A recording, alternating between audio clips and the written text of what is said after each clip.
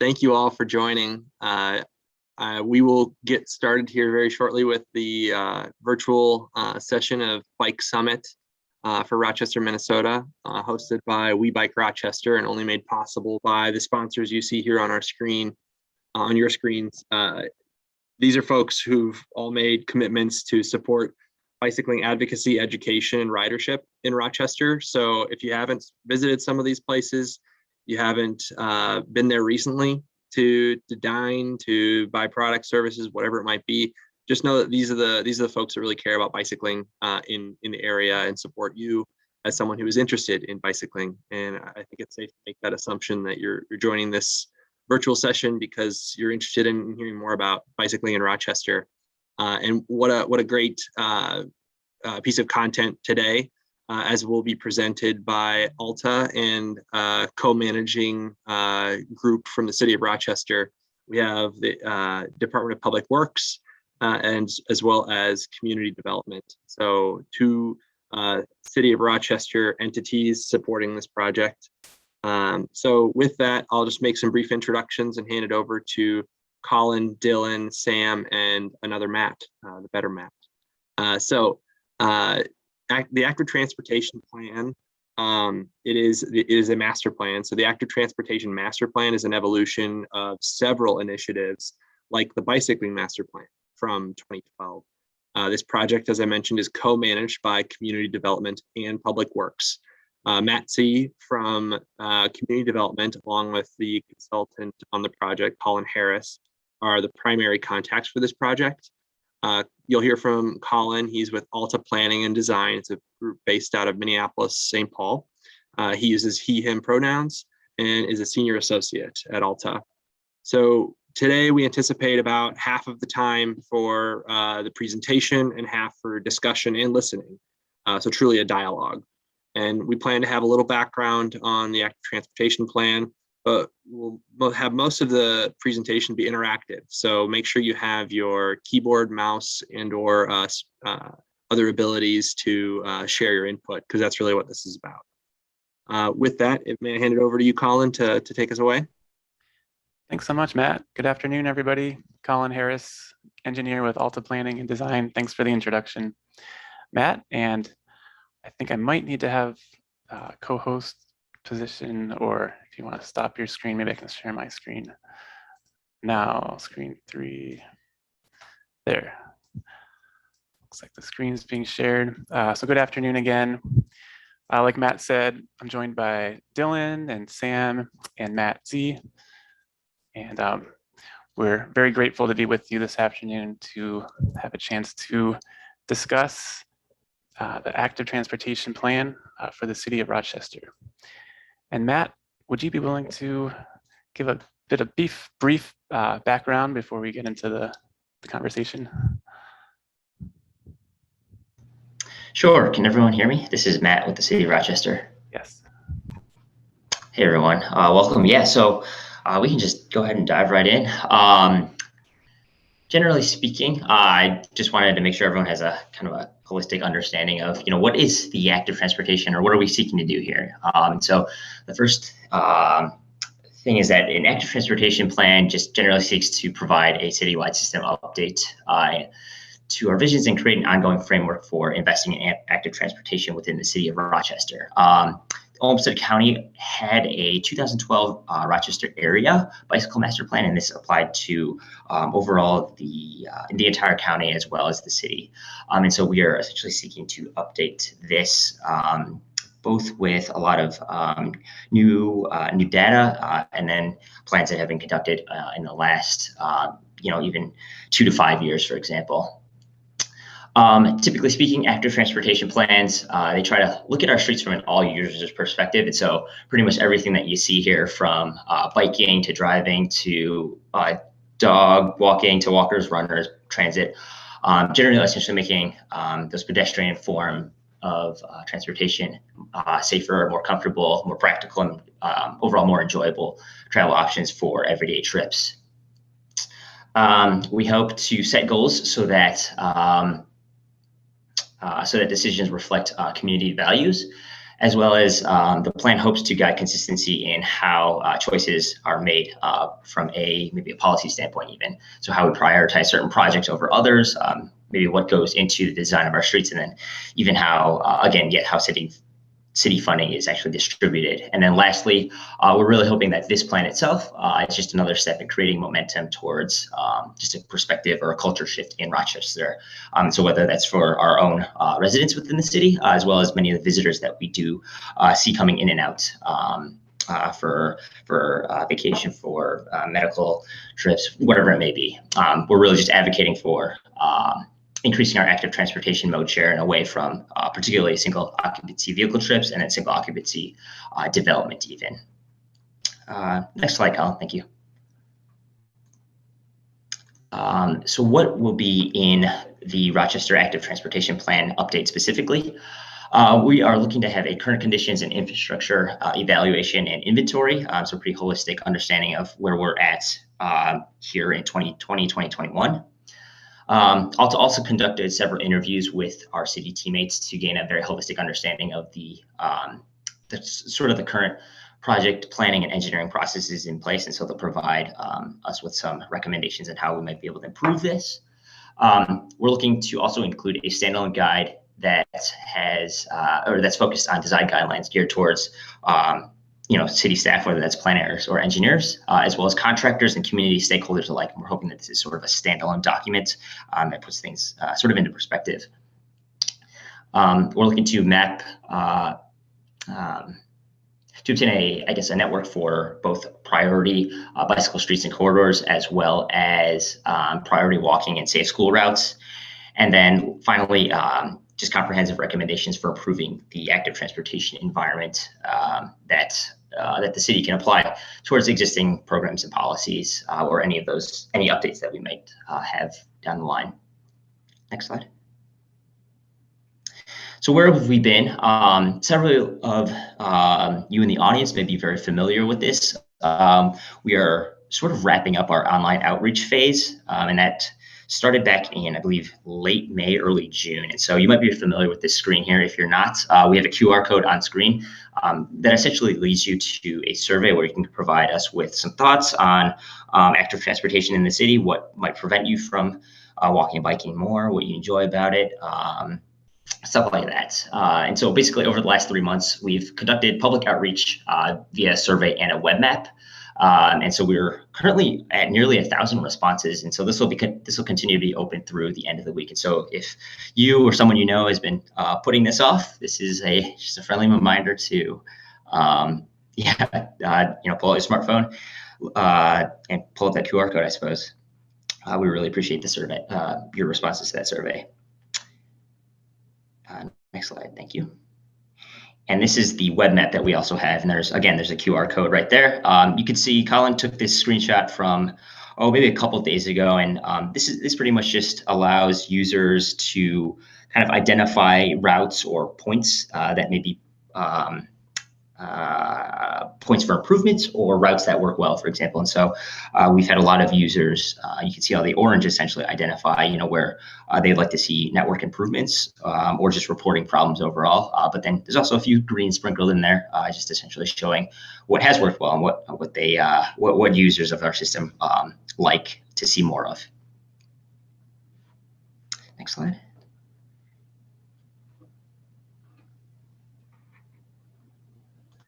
Great, thanks, Matt. And as Matt said, hopefully that map looks familiar. I saw Matt Lynch react. There's a lot of great density happening, lots of great comments. So please continue to add your comments to that over the next few days. We just wanted to share some highlights of what we've been hearing so far through the engagement. And this is not all inclusive, but it's meant to say these are some things that are resonating that we're hearing time and time again.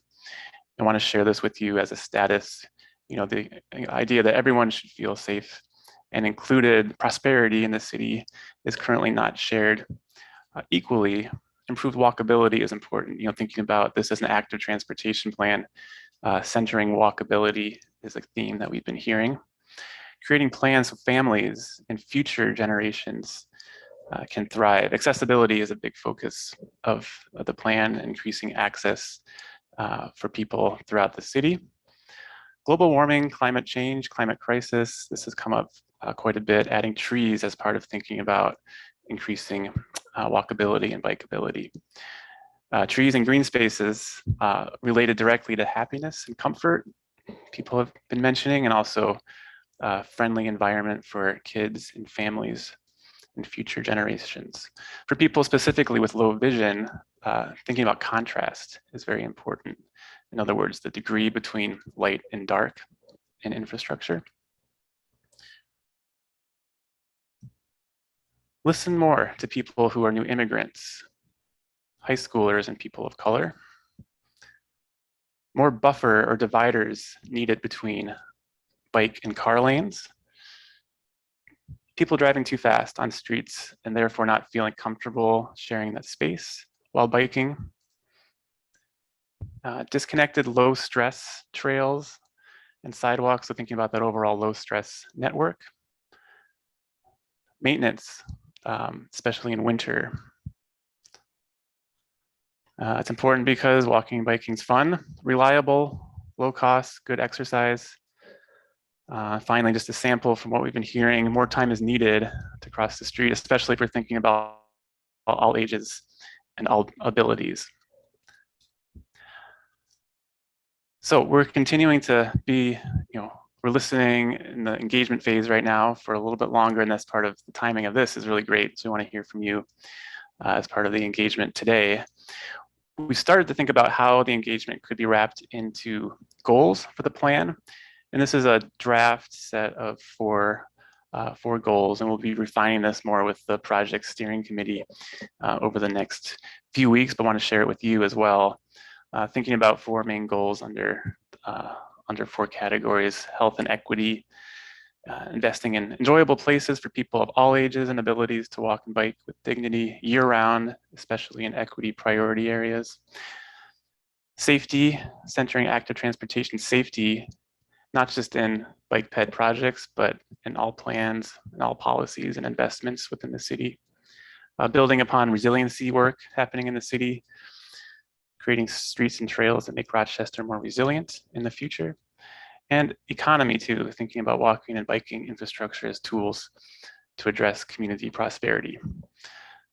So this is where we're going next. I wanted to share this as an idea, but let's stop talking for a few minutes. We want to share an activity with you. We want to hear from you, everyone in this meeting today. We'll share here a link, and this is where Matt Lynch gave us a heads up for this. So we're inviting you to go to this link, and we'll just put it in the chat box as well, because it is actually case sensitive. So you can actually just copy that link directly from the chat box. And we want to hear from you. Why is walking and biking important to you? This will open up a Jamboard, which is an interactive Google platform.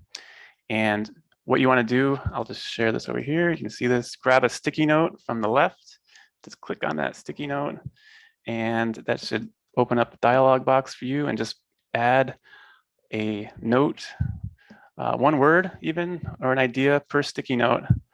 And let's keep that over there. Just grab a sticky note from there and put your comment in. We'll give maybe 2 or 3 minutes for that. Looks like we've got about 9 people logged in so far. So again, grab a sticky note from the left over here.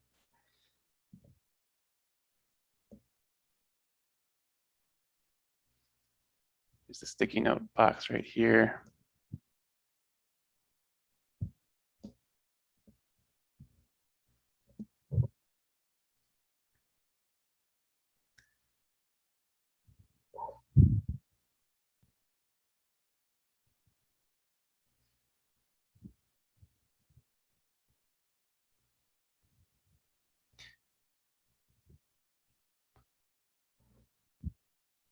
And people prefer to unmute themselves too and add some commentary about why walking and biking is important to you. If you want to use the chat box as well. It's like James mentioned in the chat box, important mode of exercise.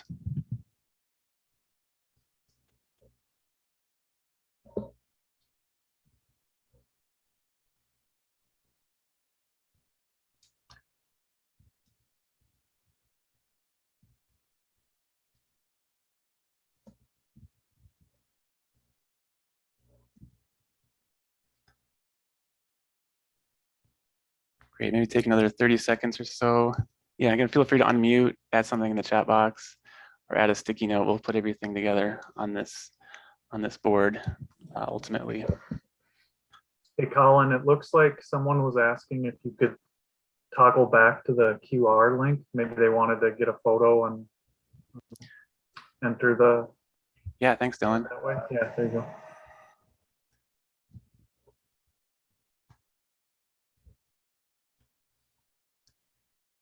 Yeah, thanks, Paul. We'll take a little more time for this. Looks like the board's filling up nicely.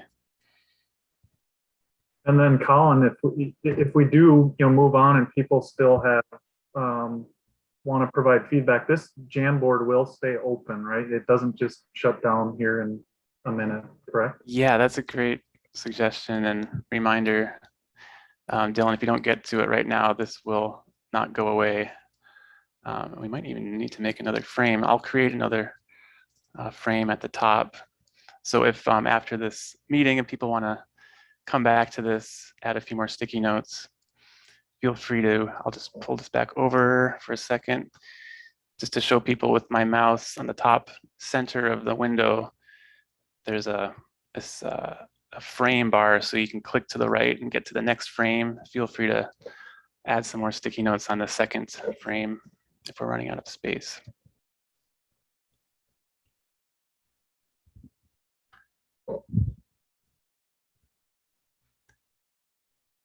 Thanks, Patrick, for the chat.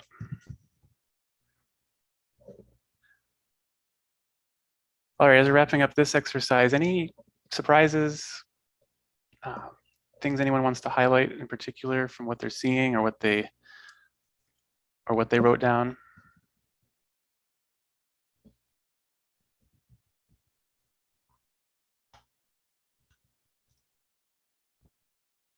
If you want to make observations, anyone, please feel free to unmute yourself to share or type in the chat, whatever you're comfortable with. I think it's really neat to see that there's actually seemingly like a maybe emotional aspect of this. The people are saying it's fun, they get enjoyment, there's happiness. I was thinking for sure we'd see a lot about sustainability and just an alternative means to a car, but in reality people do it because they like it. It brings them happiness, and so that was really interesting to see. I'd say that actually outweighs or is the greatest piece of what people have put in here percentage wise. So that's interesting. Yeah, thanks, Skylar. Anyone else?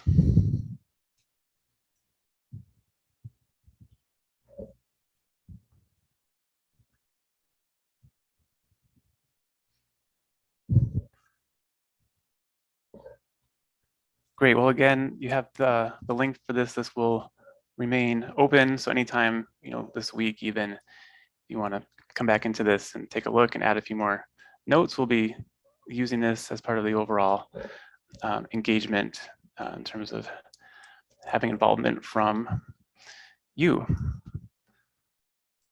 So with that, well, we want to take maybe a look into what might be possible in the future, and starting to ask you the question, how do we get to a place where we can experience that joy, have options for increased mental health, for all these things that we're thinking about in terms of why walking and biking is important.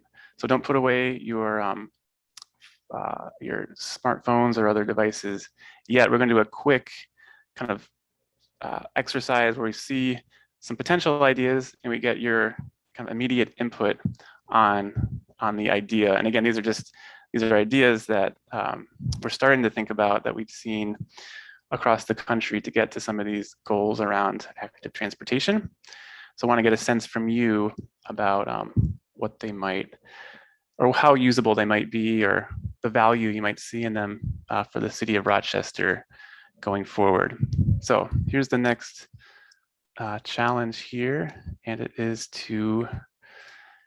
there's three ways to do this.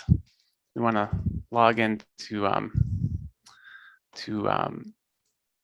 menti.com. You can either go to menti.com and enter that code. Just in case you're switching between screens and you cannot copy and paste from the Zoom chat, menti.com. And the code is 90 89 77 98. Thanks, Colin. Thanks. I'm going to actually add a third option that might be most useful for people. You can, in the chat box, you can click that link directly, and it should take you to the first question. That's working for people. We're seeing some applause, icons, some nods. I'm assuming one of those three options has worked. So let's go to the first question. And this is going to be quick. You know, these are just ideas. These are things that might be exciting. They might not be exciting. You might not see value, or you might see value in this. The first one is electric assist bikes, and that could be electric assist cargo bikes. The example on the right is from the city of Milwaukee, Wisconsin, or Madison, Wisconsin, rather. They're having city employees, parks employees use electric assist cargo bikes instead of trucks. The example on the left is Nice Ride Lifts, new electric assist bike. So just generally, just what's your reaction on this, and we'll see if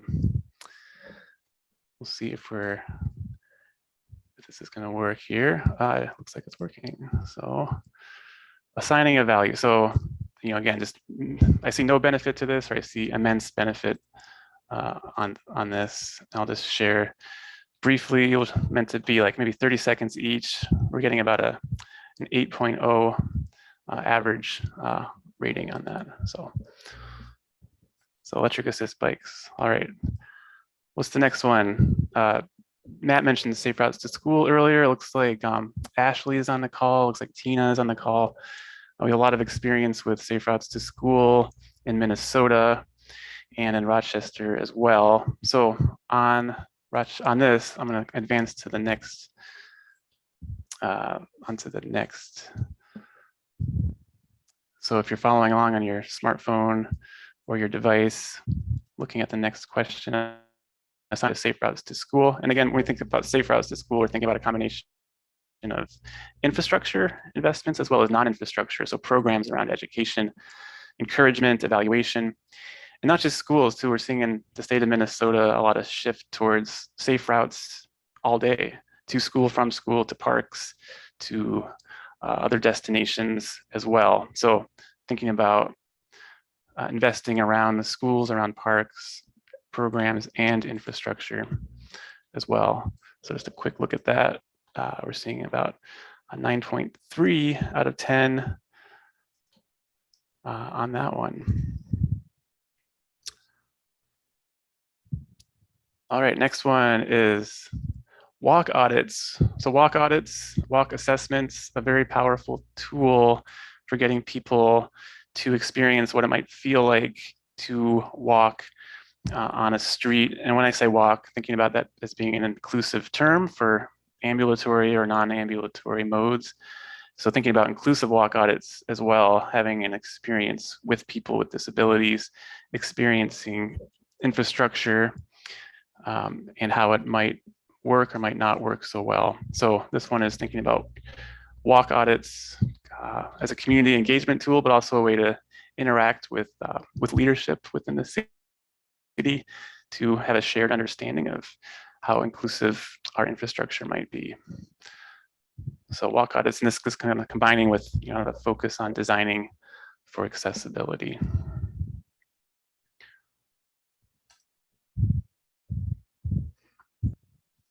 So we're getting about a kind of 9.2 value from folks on the call. Feel free to unmute yourself and add a an exclamation or a comment as well as you're going through. This is meant to get our minds going in terms of what might be possible for the future. Observation, Colin, from the last Please.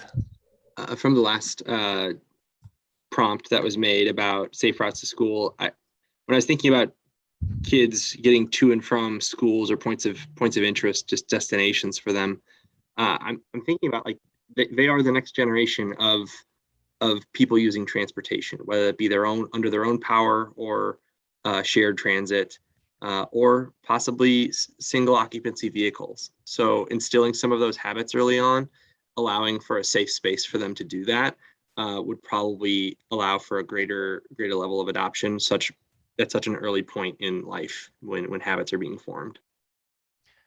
Great, thanks, Matt. Yeah, I think that relates directly to some of the things we've been hearing about planning, designing for future generations, thinking about children and families when we're thinking about active transportation. Thanks.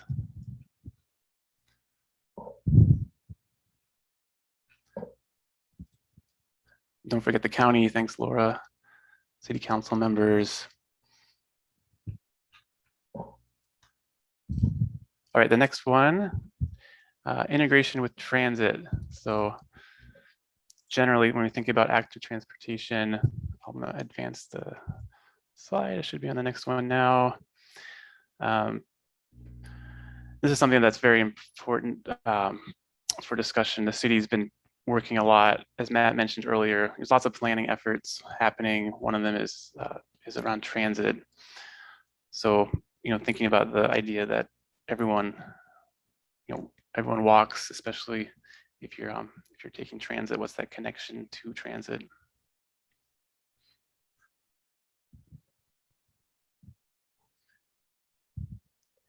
Getting a pretty high average so far in the 8 out of 10.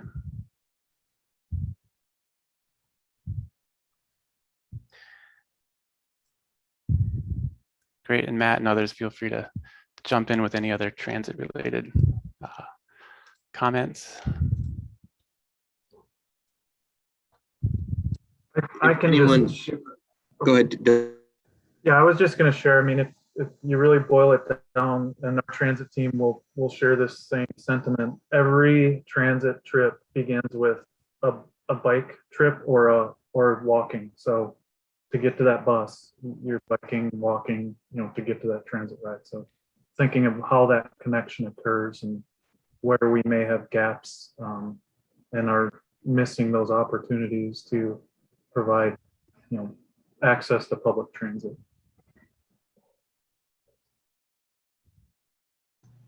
I definitely echo that, and would even go so far as to say, every single trip begins and ends as a pedestrian, right? Whether you're taking transit, whether you're parking in a surface lot, you're going to be walking from your car to the entry of whatever building it might be. And there are greater needs than just, I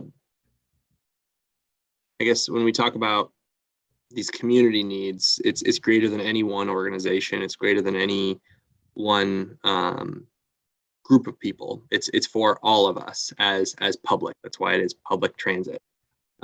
So public works, community development, like that is it's for the benefit of all. So I'd imagine that these initiatives are not taking away from anybody else because they are meant for everybody. And I say that because some of these transportation initiatives and have been met with some opposition in the community, fighting over who owns our streets, who owns our infrastructure, and really nobody owns it. Technically maybe we all own it. So I think just observing like integration with transit, we all use it. The observations Dylan and Matt made, that resonated with me. Thank you. Thanks, Matt. Next one we want to get a feel for is bicycle parking. We've heard this come up fairly often in terms of something that people are thinking about and perhaps needing more of in the city. When we say bicycle parking, could take on a variety of forms. You see an example within Rochester, actually, of the kind of a standard post and loop bike parking on the street. An enclosed option is on the side. And this will, as many of you can, I'd love to hear some commentary, I guess, on this one. I'll share the results so far. So over 9, most people are thinking this would have immense benefit. But if anyone wants to share a comment about the importance of bike parking from their perspective.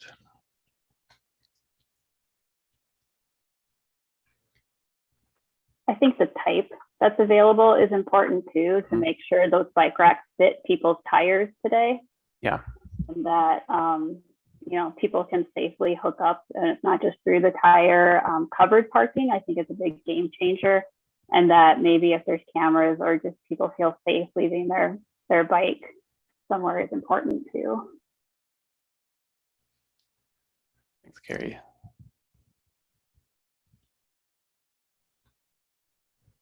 Yeah, I disagree. This is Nick Miller. We recently moved from Portland, Oregon, and I think one of the things I've noticed here is there are frequently bike racks available, but they're so frequently not even mounted to anything, not secured to even the sidewalk. They're just a steel rack that's thrown out somewhere, which is great for a short trip, but I don't know if I would feel comfortable getting too far from my bike or for too long in those situations.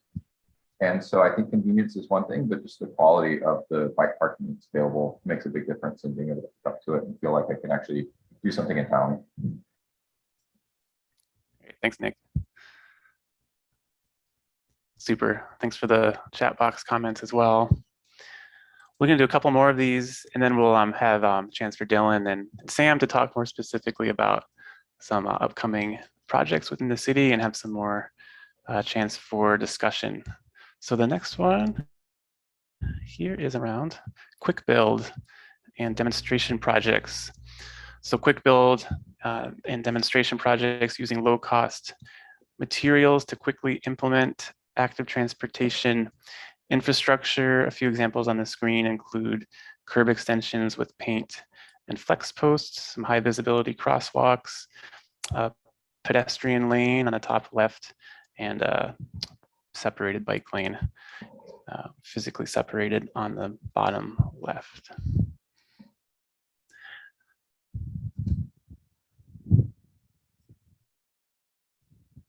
So we're getting very, very high marks so far from folks, 13 or 15 responses so far. Yes. Sam and Dylan, correct me if I'm wrong, but some of these quick build demonstration projects are already taking place in the city. We have had quick build demonstration projects already, right? Yeah, I think to a small extent, as we've been able to build out some of the delineator posts on the downtown bike network that weren't in the project budget, yes. But this would even go further, where we see a need to maybe do some traffic calming that also provides a safer pedestrian crossing, safer, bike facilities. We look at, prototyping, let's say, a bump out at an intersection, which shortens a pedestrian crossing. Maybe it adds a protected component to the bike facility that might be on that street. So it would be just, doing more with different means and methods. And when you look at a lot of these, they're relatively low cost, because really it might be some paint or delineator posts, but it's not ripping out pavement, ripping out curb, changing our physical infrastructure. So we could, as budget allows, we would want to test things essentially. So the beauty of quick build is it can quickly be altered, quickly come back down, become permanent potentially. Is that right? Yeah, definitely. Like as we would do something and learn from it, and want to implement it in a more permanent form, that's when we would start to think about how do we budget it into our capital improvement program and make those improvements permanent. All right, thank you for the clarification. Awesome. And Dylan and Sam, maybe just to put you guys on the spot here, when we say quick, what sort of time frame does that usually kind of refer to? I mean, in my mind, some of these things can go up, within a week or two. Sometimes it's really just them materials ordered, that's a lot of times the limitation if for whatever reason there was some longer lead time on some component. But I mean, there's been things that Sam's team, the traffic and signing, and if they have stuff available, they can, essentially be out there the next day sometimes. But obviously there's some planning that goes into it. We also need to make sure we're doing engagement to make people aware of what's going in. So while we could maybe get out there the next day, it does take a little bit of time, but I think we would be working on that engagement component in advance, such that when we get some feedback and want to test something out, we're ready to implement in a relatively short time frame.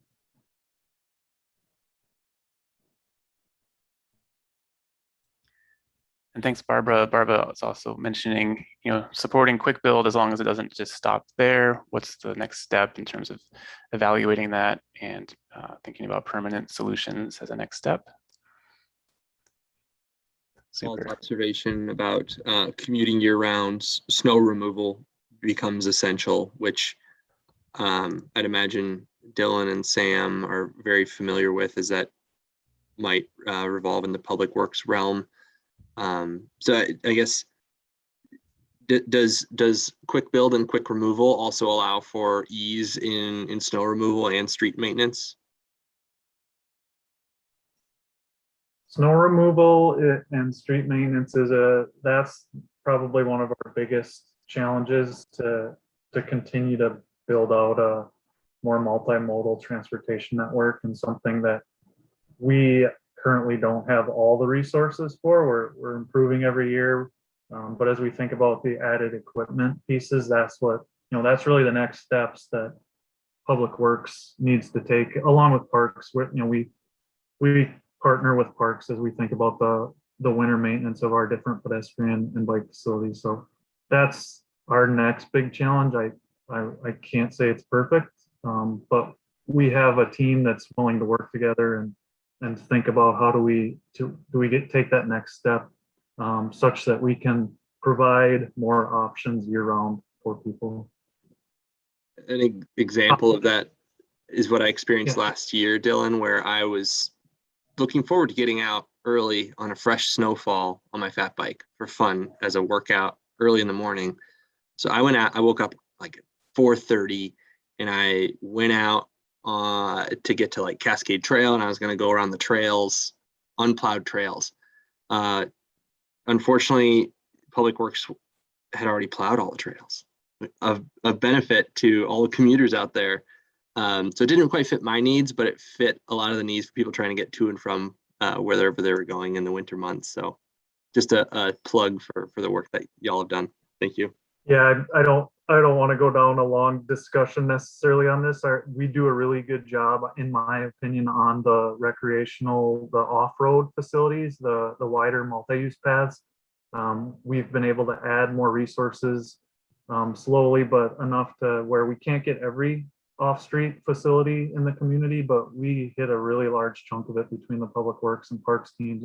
And like you noted, they're very responsive, as they have dedicated routes, and they get out and get things cleared fairly shortly after the snowfall. It's really the next stage is how do we think about these more on-road facilities and some of the newer infrastructure we've started to build out in the last few years. Thank you. Colin, you want to resume? Yeah, let's do a couple more quick ones here, and then have some more discussion with the city. So just briefly, this is an idea that's been around in a few cities, and I don't think there's anything in Minnesota, but green wave for bicycles. In other words, having traffic signals timed so that they're anticipating the speed of bicycles. So it's like an express sort of consistent flow for someone biking on a priority corridor. Another way to think of this is kind of having kind of signal infrastructure be thinking about and prioritizing people biking and walking, especially on some of those priority areas. So if anyone's experienced the green wave, be interested to hear. The idea is, especially as someone biking, you're not kind of constantly having to to stop. You can kind of get several blocks without stopping. So.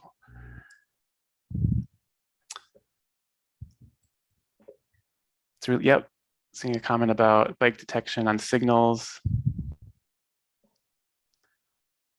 Yeah, Let's do another one. Oh, go ahead. I feel like it's so frequently just coming from just a city where bicycling is more frequent mode of transportation among a larger population. The biggest kind of hurdle that I faced here is just trying to get out, and I'm in the bike lane and there's no detection. So I could sit there seemingly for 10, 15 minutes before a car pulls up. So I find myself in and out of the bike lane to pick up the car detection on lower traffic times, because again, it's just not there to pick me up on the bike, and I don't have a push button, so I could go to the sidewalk or I could go to the lane. Thanks, Nick. Next An one observation, go ahead. Colin, about the Please, green Matt. wave. Yeah. That's going to take a culture shift as Yeah. well, to share the road safely with people using cars.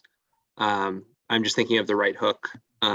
If I'm on a bike and I'm traveling through, and thank you so much for that express lane, but stop traffic may not be looking for me before they make their right turn across me as I'm continuing with my momentum. So I assigned a value that was a little bit lower than of immense benefit, because I saw a need for education around that as well for motorists. Great point, Matt. Yeah, and thinking about this more as like a shared speed type range. You see this 13 miles per hour. Hopefully everyone's sort of traveling at the same speed so that everyone's looking out, but that's a great point. Another one, open streets initiatives. This is something that has been happening around the country, around the state as well. Temporarily transforming a street to be free of motorized vehicles for a day or so and seeing what happens. Does it get to some of the reasons that people want to walk and bike? Is it a way to reimagine our streets and envision what the future might feel and sound like? Maybe a quick note from anyone who's experienced open streets, either in Minneapolis or somewhere else. Yeah, we had in Portland, but they drastically shifted the neighborhood greenways programs to add barricades to deter car traffic on those lower volume, high pedestrian, high bike use streets, and it's great. I felt like I taught my daughter, who was, in kindergarten at the end of the pandemic, to ride a bike on her own because of that out in the streets. It was great. Thanks, Nick. I was in Chicago over Labor Day weekend, and I participated in Bike the Drive, where, as you can imagine, a metropolis of Chicago, to shut down one of the most utilized roadways in the city. They shut down Lakeshore Drive for 15 miles, and I was able to ride with no car traffic, just surrounded by other people on bikes. It was awesome for like 3 hours. So that was a beautiful experience recently, and I wonder, where in Rochester might something like this be possible? If there are like designated areas or certain characteristics of roadways that we'd look for. But yeah, I'm interested in open streets initiatives. Great. Let's do again a couple more quick ones. Wanted to share, I think, this one next.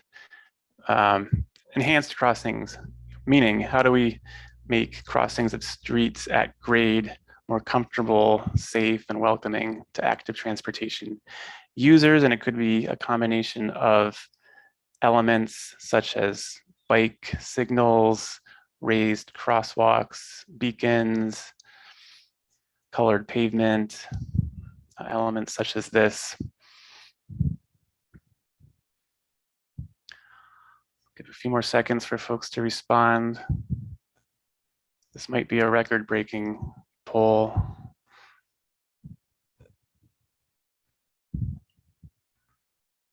So we're getting it kind of well into the 9.5 range here. Any quick comment on that from anybody?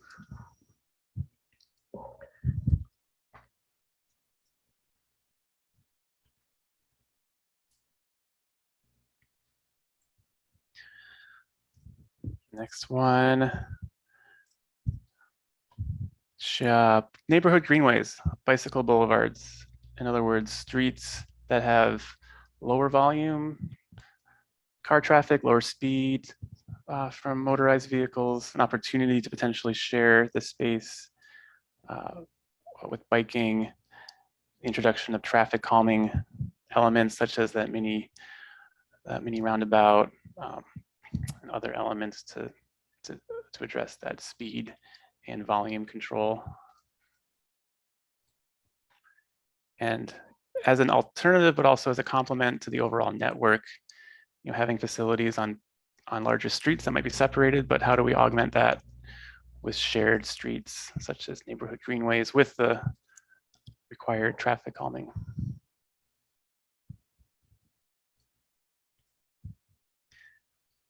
Goes through two more. The next one, community bike repair and earn a bike programs. You can see on the screen Pata de Perro Community Bike Shop, pictured with Miguel, and offering services for people to learn how to ride a bike, to keep their bicycle maintained, to potentially earn their own bike through the program.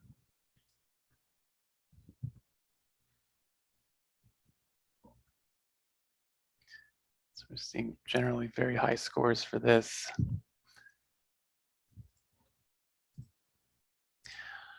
All right. And then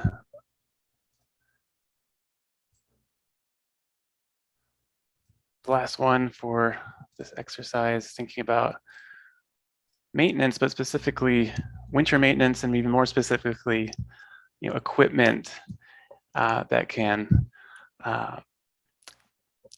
help provide that consistent experience on not just trails, but on street bicycle and active transportation infrastructure.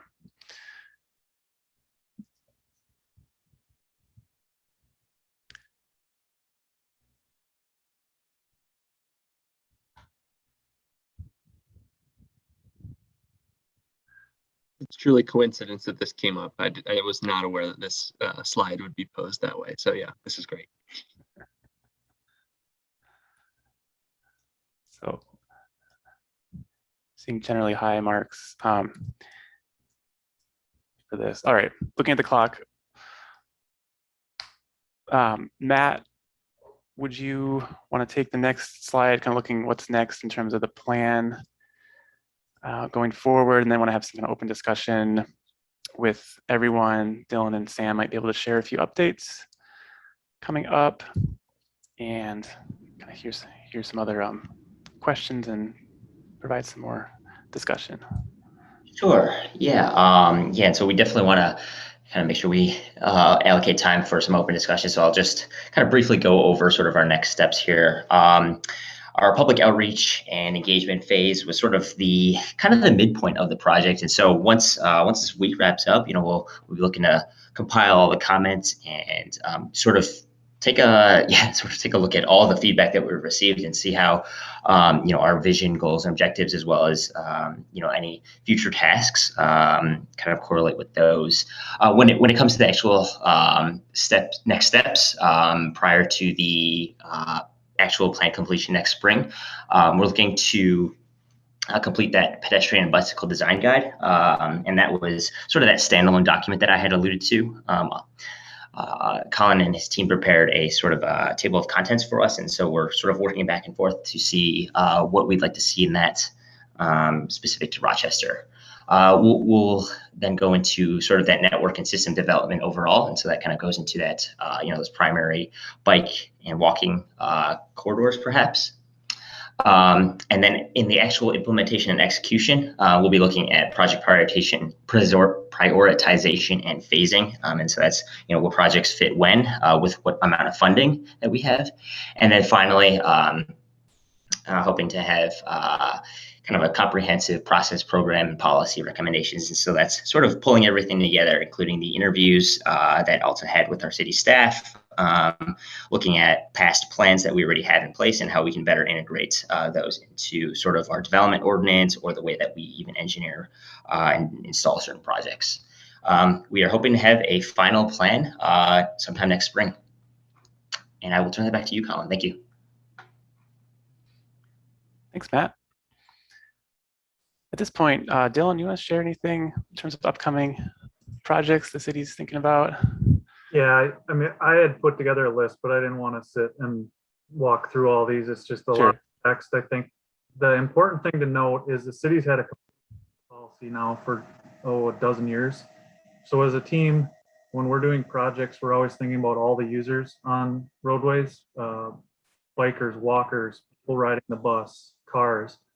Doesn't always mean every project incorporates every one of those elements, but we've been doing a really nice job balancing the different modes and needs with via feedback during public participation and engagement with our pedestrian and bicycle advisory committee, with advocacy groups like We Bike Rochester that get involved. But I think you've all seen 4th Street. We did a project that involved protected bike lanes. We did the project downtown last year along the 3rd and 4th Avenue one-ways and Center Street to add a bike facility, which, ever since I've been working in Rochester, downtown was kind of a barrier. You could always get there kind of to the periphery, but whether you wanted to move around in downtown or just get through, quite honestly, was a challenge for people on bikes. So that project helps. It doesn't solve every problem, but it helps to provide facilities for that method of transportation, whether you're commuting or riding recreationally. So I think the other thing we hear a lot about and one thing I do want to call out though on this slide though is the speed limit reductions that Sam and his team spent upwards of a year working towards getting our lower speed limits here in the last year, and our council support. That's going to be super important to having safer streets. As we all know, if we can slow vehicles, the risk of severe injury or death is reduced quite significantly as you look at a car going 30 versus 25 down to 20. So that's going to be super important. But again, we have a lot of work to do. One of the big ones that you just saw in that survey, winter maintenance, as we continue to develop facilities. I would like to quickly just share for those of you that maybe aren't familiar with Broadway, the project that's going on North Broadway, just south of the dam right now, or just haven't been out there in a while. I'm not sure if I can do it, maybe not. I wanted to just show a photo. We do have our first 3 blocks of cycle track that have been developed. Oh, this is the wrong photo, sorry. Let me try again. If it doesn't work, I'll just have to maybe pop it into the chat. Can anyone see this? Doesn't seem like it yet. Yeah. Oh, There it is. there we go. Okay. Yep. Yes. We use Teams at the city, so I'm not as good at Zoom. But so here, as you're looking north, on the right is a wider 7-foot wide sidewalk for people walking, rolling. On the left is a dedicated cycle track, 5 feet wide for bikers going northbound. In between will be plantings, benches, lighting as kind of that buffer between walkers and bikers. I had one more I took standing up. This is at the corner of 13th Street. Paul's Lock and Key would be behind me just across the street, but looking towards downtown, same scenario. You have the walking on the right, biking on the left. That's just, you're starting to get a feel of what Broadway will look like. Looks much less like a state highway that it used to be and more like a street. Obviously the plantings and trees aren't in, but in short order, this will be open to people accessing those businesses from their front doors here in the next week or two. So I wanted to share that. I think one other thing that we hear a lot, and Sam, maybe quickly, I know we're running up against time, but we hear a lot about why are you doing a roundabout versus a signal as we think about different intersection safety improvements. So Sam, maybe if you want to just quickly provide a little bit of a narrative or just the sort of feedback we're looking for as we think about intersection projects that we do. Yeah, so roundabouts they really help reduce crashes in a lot of different ways, and people think, oh, it's just for for moving as many cars as possible, and it's more efficient than a traffic signal. And they are, for especially at lower volumes. When you get up to really, really high volumes, it actually tips back towards traffic signals being more efficient. But roundabouts still do help reduce crashes in a lot of ways and improve safety for pedestrians as well. Now, if you think about going through a roundabout, as you're coming up to it, you have to slow down to go through a roundabout. So it's going to reduce speeds. It's going to reduce the severity of any crashes that do happen. But by reducing those speeds, you'll reduce the chance that a crash will even happen in the first place. At traffic signals, you've got your right turn lanes and your left turn lanes, and you don't really need all those with the roundabout. So you're really shortening the distance that pedestrians have to cross. You're also, pedestrians, they only cross one lane at a time, or one direction at a time. So you're only looking for cars coming from one direction. So there really are a lot of benefits for safety for pedestrians as well as bicyclists that a lot of people don't think about or maybe don't understand. And like Dylan said, that is a concern that we get, is that how is this safer for pedestrians? But hopefully that makes sense.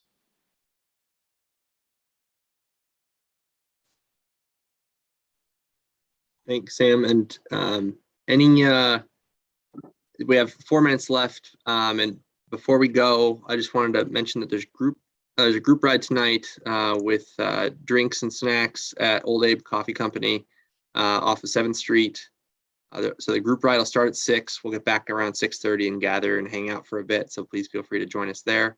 But before everyone goes, I wanted to just put Sam on the spot to ask if he could share any insider information, anything that bike interested people should know about in Rochester. Well, we do have more upcoming projects. I think, Colin, did you have another slide with upcoming projects? Yeah, I can share. I think it was mostly a list of roundabout projects coming up, but you also had another slide, Colin, that was it was one of your Menti questions about integrating transit, and you showed a bike lane was just ending, and then there was a bus right there. But that was on 2nd Street Southwest, which is so on that corridor. Yeah, that right there. This is just west of Highway 52. You're looking west. I believe that's Nerdin' Out on your left-hand side, the gaming store there. So our BRT project is coming up in 2 or 3 years. We're working on design right now, but this gap this is about 18th Avenue all the way over to 16th Avenue, that's going to be filled in with another cycle track, sort of similar to the one that Dylan was showing on Broadway. So it's going to be a really nice addition to our BRT project that's coming up too. Yeah, just what that'll do is it'll carry bicyclists from that west commuter lot, the Cascade Lake area. They would have that gap filled as you want to get across Highway 52 and over that interchange. It's pretty challenging. It'll provide a protected off-road facility that gets to 16th Avenue. We actually don't have bike facilities that will continue on 2nd Street, so that there will be intersection improvements to cross the bikers up to the Kutsky neighborhood, and then east-west corridor through the Kutsky neighborhood, where we also have bike lanes on 16th Avenue, kind of behind Miracle Mile area.